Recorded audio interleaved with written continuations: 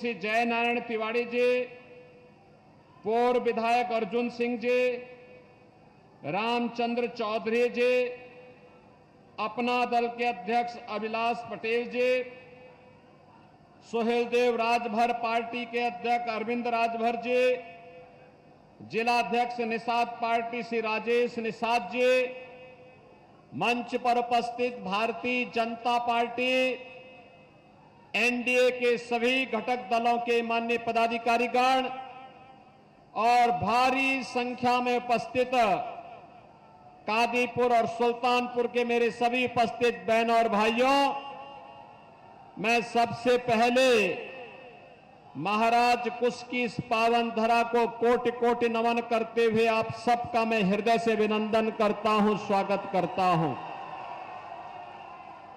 बहनों और भाइयों, मुझे अभी बताया गया कि हम सबका एक कर्मठ कार्यकर्ता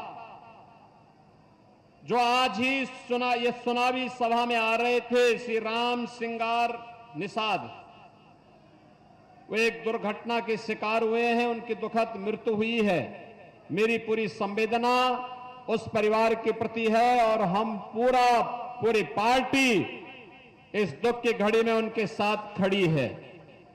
बहनों और भाइयों, जैसा कि आपकी लोकप्रिय सांसद मेनका जी कह रही थी, लगातार लंबा चुनाव होने के नाते जो उत्साह 55 दिनों से आपके मन में दिखाई दे रहा है और जो उत्साह आप दिखा रहे हैं, मैं इसके लिए आपका अभिनंदन करता हूं, आप सबका स्वागत करता हूं। लेकिन यह उत्साह सुल्तानपुर में तो होना ही चाहिए। इसलिए होना चाहिए क्योंकि 500 वर्षों का इंतजार जो अयोध्या का समाप्त हुआ। बहनों और भाइयों, अब तक 5 चरणों का चुनाव हो गया है। 5 चरणों के चुनाव संपन्न हो गए हैं। छठे चरण में 25 मई को आपको चुनाव करना है। अब तक मुझे देश के कई राज्यों में जाने का अवसर प्राप्त हुआ और जो जनता जनार्दन में उत्साह है, जो उमंग है, एक स्वर से गूंज रहा है। लोग एक ही नारा लगा रहे हैं और वह है कि फिर एक बार, फिर एक बार, फिर एक बार और अब की बार 400 पार की जब बात होती है तो समाजवादी पार्टी को चक्कर आने लगता है। वो चारों खाने चित हो जाती है। इसलिए हो जाती है, आपने देखा होगा, समाजवादी पार्टी पहले तो ये तय ही नहीं कर पाई थी कि यहां पे टिकट किसको दें। पहले एक को देती थी, फिर बदलती थी, फिर दूसरे को देती थी, फिर बदलती थी, फिर तीसरे को देती थी, फिर बदलती थी। और जब कोई नहीं वहां पे हो पाया तो गोरखपुर से ठुकराए गए व्यक्ति को यहां पे ला करके जबरदस्ती यहां पर उसको थोपने का काम किया है। बहनों और भाइयों, मैं आप सबसे कहना चाहता हूं, पूरे देश की जो आवाज है, इस समाजवादी पार्टी और कांग्रेस के लोग देश से पूछते हैं कि 400 पार कैसे? क्योंकि कांग्रेस और समाजवादी पार्टी भी मिलकर 400 सीट पे चुनाव नहीं लड़ रही है। तो जनता जनार्दन से एक ही आवाज निकलती है, उनसे जनता जनार्दन कहती है, क्या कहती है? चाहे जितना जोर लगा लो, जीतेंगे तो मोदी ही और आएंगे भी मोदी ही। बहनों और भाइयों, वो कहते हैं कैसे? तो फिर पूरे देश से आवाज आती है जो राम को लाए हैं, और पूरे चुनाव को अगर आप देखेंगे तो राम भक्तों और राम द्रोहियों के बीच में पूरा चुनाव जाकर के समट गया है। बहनों और भाइयों, राम भक्त आत्मनिर्भर और विकसित भारत के लिए गांव, गरीब, किसान, नौजवान, महिलाओं, इन सब के उत्थान के लिए देश की सुरक्षा के लिए, सम्मान के लिए कार्य कर रहे हैं, तो रामद्रोही षड्यंत्रों में लगे हैं, षड्यंत्रों में लगे हैं। लगातार कोई ना कोई षड्यंत्र करना, कोई ना कोई देश के खिलाफ षड्यंत्र करना, समाज के लिए खिलाफ षड्यंत्र करना। पहले देश को बांटा, फिर क्षेत्र और भाषा के आधार पर बांटा, और अब जातियों को लड़ाने का काम भी कर रहे हैं। ये लड़ाएंगे, अपमानित करवाने का काम करेंगे, लेकिन बहनों और भाइयों, हमें तो विकसित भारत के लिए एकजुट होकर के कमल खिलाने का काम करना है। और इसी उद्देश्य से आज मैं आपके बीच में यहां पर आया हूं। पूरे देश की जो आवाज है, उस आवाज के साथ हम सबको जुड़ना है। हमारी पीढ़ी सौभाग्यशाली है, हमने मोदी जी के नेतृत्व में बदलते हुए भारत को देखा है। एक भारत श्रेष्ठ भारत, एक ऐसा भारत आज दुनिया में जिसका सम्मान है, एक ऐसा भारत जिसकी सीमाएं सुरक्षित हैं, एक ऐसा भारत जो आतंकवाद और नक्सलवाद पर जीरो टॉलरेंस की नीति के तहत काम करता है। अब वह समय नहीं, याद करिए, कांग्रेस के समय में सीमा से आतंकवादी घुसते थे, सरकार मौन रहती थी। जगह जगह विस्फोट होते थे, सरकार मौन रहती थी। अयोध्या में हमारे रामलला के पावन जन्मभूमि पर हमला होता है, सरकार तब भी मौन रहती थी। काशी में संकट मोचन मंदिर पर हमला होता है, तो तब भी सरकार मौन रहती थी। बहनों और भाइयों, आज आप देखते होंगे मोदी जी के नेतृत्व में आतंकवाद और नक्सलवाद देश के अंदर समाप्त हुआ, लेकिन साथ साथ अब तो पटाखा भी जोर से फट जाए तो पाकिस्तान पहले सफाई देता, कहता साहब मेरा हाथ नहीं है, उसे मालूम है नया भारत है, नया भारत छेड़ता नहीं है, लेकिन कोई छेड़ता है तो उसको छोड़ता भी, रसातल से भी ढूंढ निकालेगा और फिर राम नाम सत्य है की यात्रा भी निकाल देगा। आज तो आप विकास कार्य देख रहे होंगे, अच्छा सांसद चुना जाता है तो हाईवे दे देता है। सुल्तानपुर की कनेक्टिविटी तो इधर अयोध्या के लिए, इधर प्रयागराज के लिए, इधर लखनऊ के लिए 4 लेन की कनेक्टिविटी से जुड़ गया है। बहनों और भाइयों, ट्रेन की बेहतरीन सुविधा, वंदे भारत, अमृत भारत, नमो भारत जैसी अत्याधुनिक ट्रेन, और अब तो 1 डिस्ट्रिक्ट 1 मेडिकल कॉलेज। आपने मेनका जी के लिए ताली नहीं बजाई मेडिकल कॉलेज लाने के लिए। कोई सोचता था इस सुल्तानपुर में मेडिकल कॉलेज बनेगा, वो बन गया ना। बहनों और भाइयों, हर जिले में एक एक मेडिकल कॉलेज, आईआईटी बन रहे हैं, आईएम बन रहे हैं, एम्स बन रहे हैं। रायबरेली में एम्स बन गया, और यही नहीं, अब तो हर घर नल योजना भी है और नल में जल भी है ना। आप सोचो, ये समाजवादी पार्टी की सरकार के समय गरीब भूख से मरता था, किसान आत्महत्या करता था, नौजवान प्लान करता था, बेटी और व्यापारी सुरक्षित नहीं थी।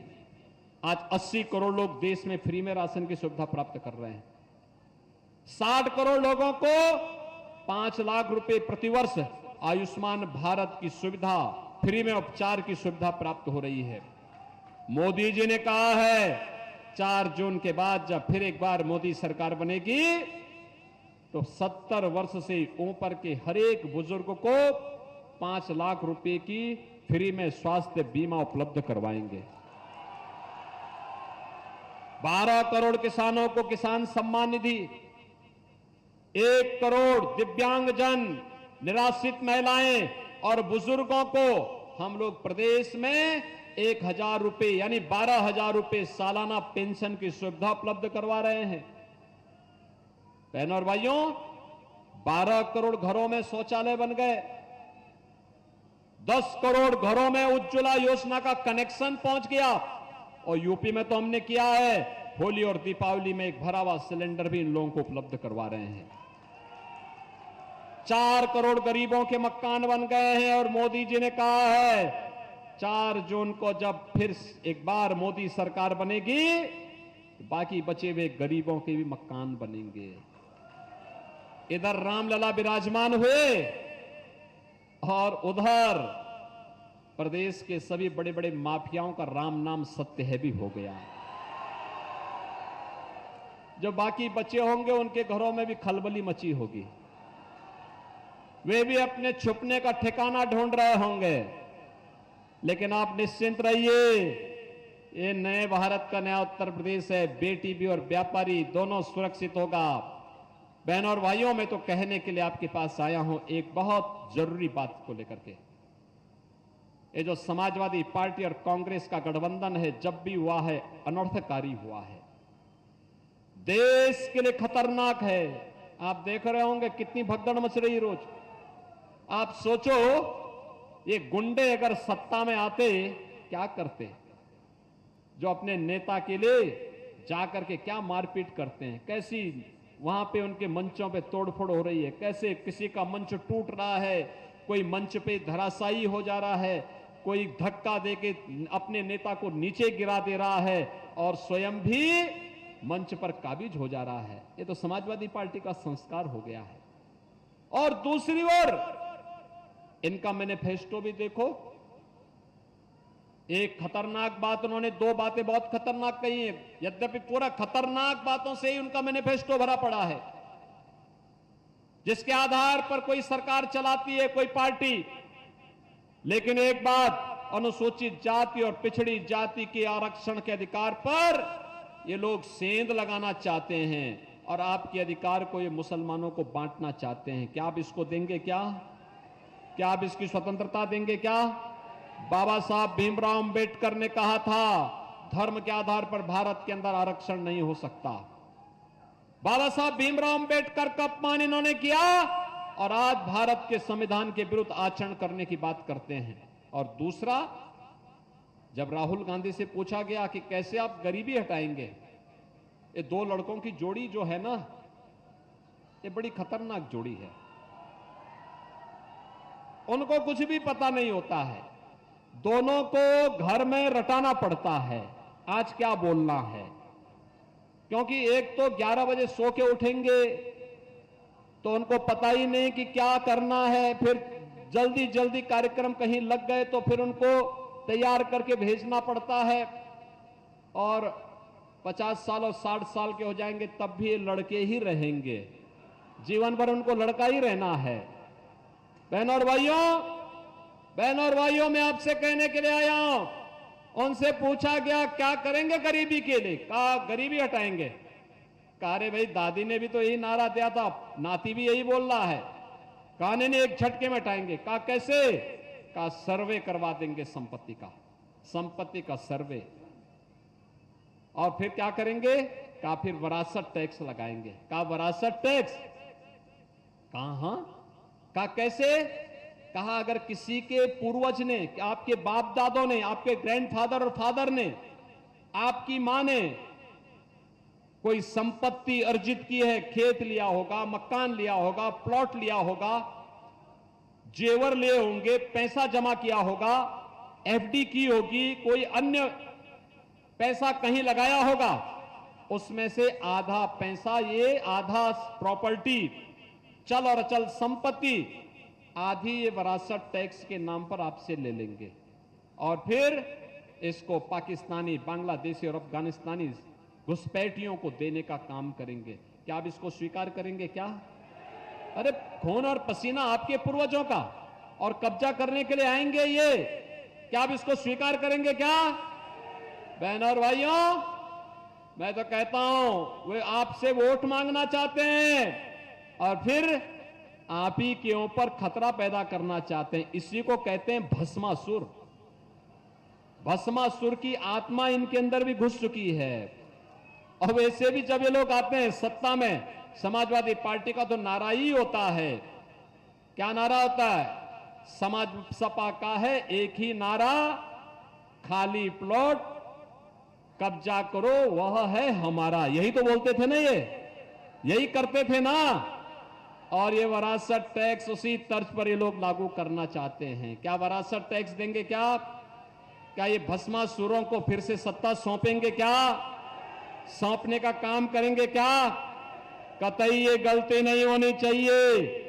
और इसीलिए आज मैं आया हूं सुल्तानपुर में। सुल्तानपुर के विकास के दोषी हैं कांग्रेस और समाजवादी पार्टी। अयोध्या कितने लोग गए हैं इधर 22 जनवरी के बाद? ओह, पूरा ही कादीपुर और पूरा ही सुल्तानपुर जा चुका है। यानी आपने वहां का दर्शन कर लिया रामलला का। अयोध्या में अच्छा लगा? अच्छा लगा ना? सड़कें कितनी अच्छी हो गई, देखा ना? और आपने देखा होगा राम मंदिर भी बन गया, 4 लेन 6 लेन की सड़कें भी बन गई। और बनने के साथ साथ वहां के इंटरनेशनल एयरपोर्ट, अब तो सुल्तानपुर के लोग मुंबई और दुनिया के कहीं से भी आना चाहेंगे तो अयोध्या एयरपोर्ट में बैठो, आपके लिए तो आधा सुल्तानपुर में। सुल्तानपुर एक सबसे नजदीक, आपके लिए सबसे नजदीक हो गया। और हमने एयरपोर्ट का नाम क्या रखा है? महर्षि वाल्मीकि के नाम पे। किसके नाम पे रखा है? अयोध्या में यात्री विश्रामालय जितने बनाए गए हैं उनका नामकरण किसके नाम पे है? निषाद राज के नाम पे। किसके नाम पे है? निषाद राज के नाम पे। और वहां श्रद्धालुओं के लिए जो भोजन मिलता है उस भोजनालय का नामकरण किसके नाम पर है? माता सबरी के नाम पर। यह है सामाजिक न्याय, यह है सामाजिक न्याय। रामलला सबको लेकर के चलते हैं। महर्षि वाल्मीकि को भी सम्मान देते हैं, निषाद राज को भी देते हैं, माता सबरी को भी देते हैं। और बजरंग बली तो ठहरे भगवान राम के भक्त, तो बजरंग बली कहां छूटने वाले हैं। और इसीलिए मैं आया हूं आपके पास। बहनों और भाइयों, जिन लोगों ने सुल्तानपुर को मेडिकल कॉलेज के लिए तरसाया था, जिन लोगों ने अयोध्या में राम मंदिर पर हमला करवाया था, जिन लोगों ने बूंद बूंद पानी के लिए आपको तरसाया था, और जिन लोगों ने गरीबों को भूखों मरने के लिए तड़पने के लिए छोड़ा था, उन लोगों को अपनी वोट की चोट से उनकी जमानत जब्त करवाने की आवश्यकता है। यही कहने के लिए आज मैं आपके पास आया हूं। करेंगे? करेंगे? सभी लोग सुल्तानपुर तैयार है? करेंगे? यहां से कमल खिलाने का काम करेंगे? मेनका जी भारी बहुमत से विजयी बनकर के जाएंगी। जीत तो पक्की है, लेकिन जीत भी रिकॉर्ड में हो। करेंगे? सभी लोग सहमत हैं? इसके लिए आपको 2 काम करना होगा। करेंगे जो बात मैं बोलूंगा? सभी लोग करेंगे? पहला, कल और परसों 2 दिन आपको जनसंपर्क के लिए मिल रहा है। तो बहनों और भाइयों, इन 10 दिनों में हर एक जितने लोग यहां पे आए हैं उनकी जिम्मेदारी बनती है कि वे 10-10 घर में जाकर के कमल खिलाने के लिए श्रीमती मेनका गांधी जी को भारी बहुमत से विजयी बनाने के लिए उन लोगों को तैयार करेंगे। कहना भी विकसित भारत और आत्मनिर्भर भारत के लिए, गांव, गरीब, किसान, नौजवान, महिलाओं के उत्थान के लिए, भारत की सुरक्षा और सबके सम्मान के लिए बाबा साहब भीमराव अंबेडकर के द्वारा बनाए गए संविधान को सम्मान देने के लिए हमें फिर से कमल खिलाना होगा। इसके लिए सहमत करेंगे लोगों को। और 25 मई को प्रातःकाल 6:30 बजे से लोगों को तैयार करके ठीक 7 बजे मतदान केंद्र पर पहुंचकर उन 20 परिवारों से मतदान करवाने में योगदान देना। करेंगे? करेंगे? सुल्तानपुर तैयार करेगा? भारी बहुमत से कमल खिलाएंगे, मेनका जी को भारी बहुमत से विजयी बनाएंगे। तो फिर मेरे साथ बोलेंगे, भारत माता की, भारत माता की, भारत माता की जय श्री राम, जय जय श्री राम।